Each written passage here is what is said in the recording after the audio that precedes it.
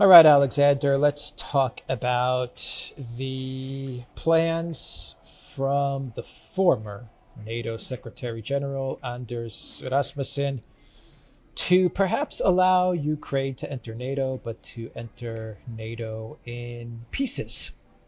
This is this is in a way an admission that Ukraine is going to be divided, which is an odd statement Yeah. for Rasmussen to make, given that he is I believe he's even on the payroll of the Ukraine government. I'm not sure. I know there's some connection that he has with Yeah. the military industrial complex and the Ukraine government. I forgot exactly what it is, but it's an odd statement for him to make. It absolutely is, and it flows from statements from various NATO officials, including Stoltenberg, by the way, that Ukraine cannot even consider applying to join NATO or having any kind of route map to join NATO until the conflict with Russia has ended. And Ukraine needs to win victory in that conflict before it can join NATO. And of course, as we've discussed many times on our programs, all that does is incentivize the Russians to keep fighting until Ukraine is completely defeated and destroyed. Because if they stop and if they relent and if they agree ceasefires and frozen conflicts, then it would seem that Ukraine will, at that point, join NATO.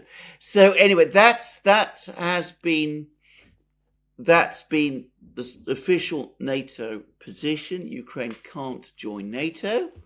But now we have a new plan. And by the way, it was also floated in The Guardian by Simon Tisdall. He doesn't acknowledge that this is also a plan that Rasmussen is coming, which is that parts of Ukraine join NATO, not the whole of Ukraine. And you're quite absolutely correct. This is a formula for partition. And one wonders whether the Ukrainians are fully up to speed with this.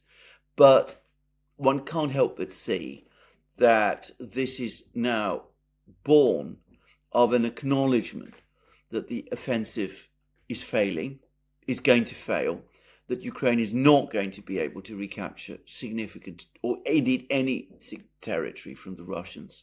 In fact, at the moment, territory under Russian control in Ukraine is growing, because the Russians are advancing in the north of Ukraine.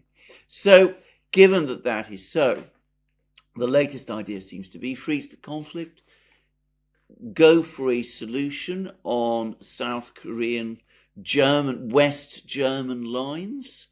You have a situation where the government of South Korea, the government of West Germany claimed control of the whole of their countries.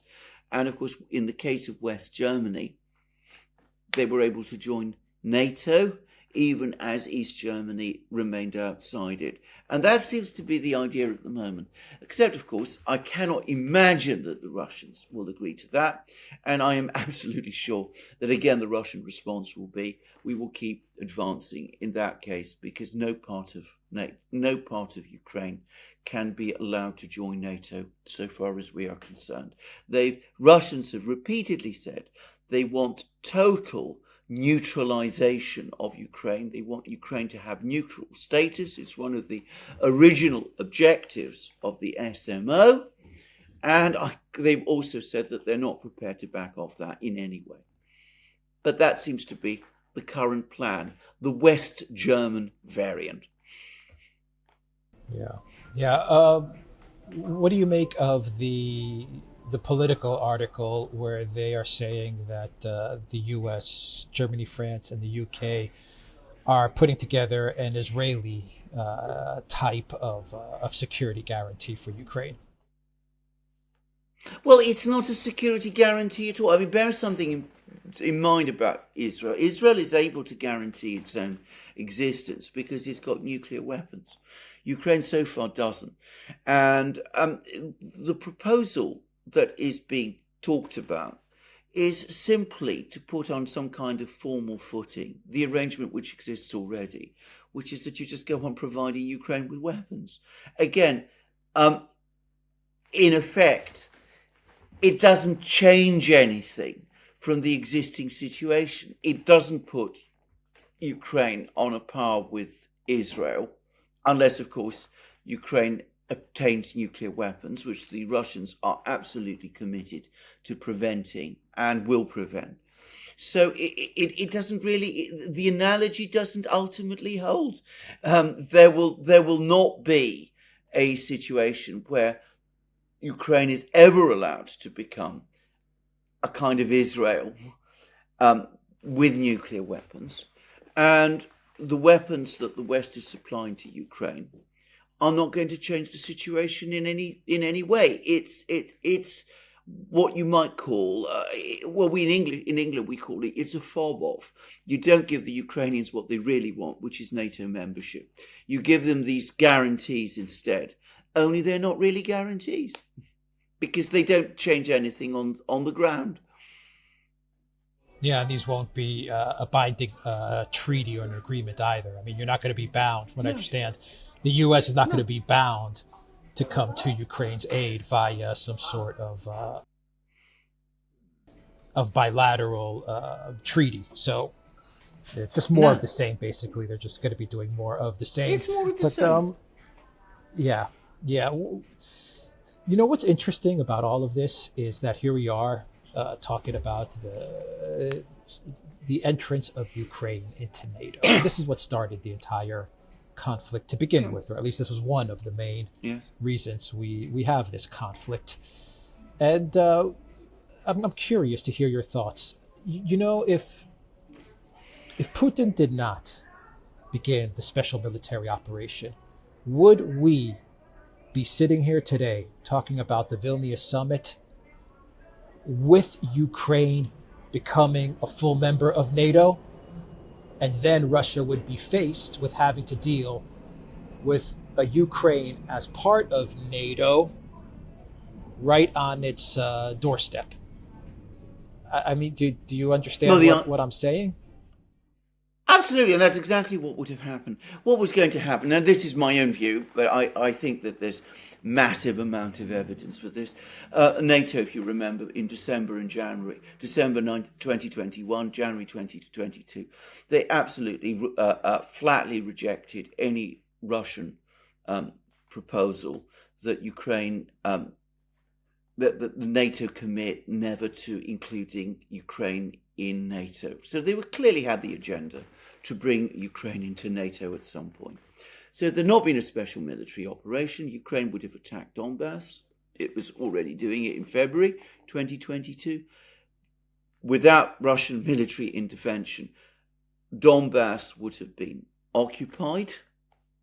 I mean, just as the Ukrainian military has never succeeded against the Russian military, it's increasingly clear that the Donbass militia by itself could not have prevailed against the Ukrainian army. So Ukraine would have reoccupied Donbass, and at that point, the way would have been open for Ukraine to join NATO. And that's the situation we would be in today. Of that, I have absolutely no doubt at all. And that is what the Russians themselves saw, and that is why the special military operation happened in the first place. And we see that NATO remains obsessed with expanding into Ukraine. Even as they accept that they can't get the whole of Ukraine into NATO, they're now coming up with this idea that they'll get Western Ukraine into NATO instead, even though, as I said, I think it is a certainty that the Russians will reject this. And they're, of course, risking the whole existence of NATO on this issue, because the more they commit to this policy of trying to pull Ukraine into NATO, the more of a humiliation it will be for NATO when the Russians finally and conclusively prevent that happening. And it reminds me very much of something you used to say before the war began. You said it several times, which is that it makes absolutely no sense. It's absolutely crazy for NATO to stake its entire survival on Ukraine. I mean, to choose this particular hill to die on is nuts. But that is what NATO chose to do. And we see that Rasmussen and Stoltenberg and all the others who are ultimately creatures of the NATO bureaucracy simply cannot give up on this idea. Yeah, we said that in a video maybe a year, 6 months ago, that for NATO to do this is crazy. What for Ukraine? Why Well, destroy yeah, everything for Ukraine? But that's their business model. I remember we did that video and we said if they stop absolutely. expanding, then people ask, Yeah, well, why are we pouring in so much money into this alliance, which has yeah, reached a limit? I mean, yeah, you've added every yeah, country with the exception of Serbia into your alliance. Okay, Moldova, Finland, Sweden, whatever. I yeah, mean, that's it. yeah. You're done. No, no, So for them, this I know. is this expansion into Ukraine is critical for their business model. Ukraine, then from Ukraine you go to Georgia and to Armenia and Azerbaijan, and who knows what's going through their heads. All of Eurasia, they're probably thinking we'll Yeah, swallow up all of yeah, Eurasia, yeah. and then we'll Well, get the regime the change in Indo-Pacific, Russia. So yeah, yeah, the Indo-Pacific region, everywhere. I mean, the whole world apparently, apart from Russia and China, obviously. But no, that's exactly and right. not only And we said you and real quick. No, I and just you want to say said real it, by the quick. way, Not before only the did war. NATO, Not, it wasn't 6 months. yeah, Yeah, no, go on. You just want said to it say before the that it war wasn't. Yeah, began. yeah, yeah, and it's not only NATO that chose Ukraine to be the hill that it dies on. Germany chose this. France chose this. The EU chose this. The United States Mm, is kind of choosing this. Why? Why? yeah, There's no treaty with Ukraine. There's no agreement with Ukraine. no. There's really nothing that binds you to Ukraine when you think about it. Culture, language, religion. They did it for one very simple and overwhelming reason, and that is because of Russia. It's not about Ukraine at all, ultimately. It is about Russia. Because Russia made Ukraine a red line, their emotional fixation about Russia meant that they had to challenge that red line. That is at the core of the entire problem.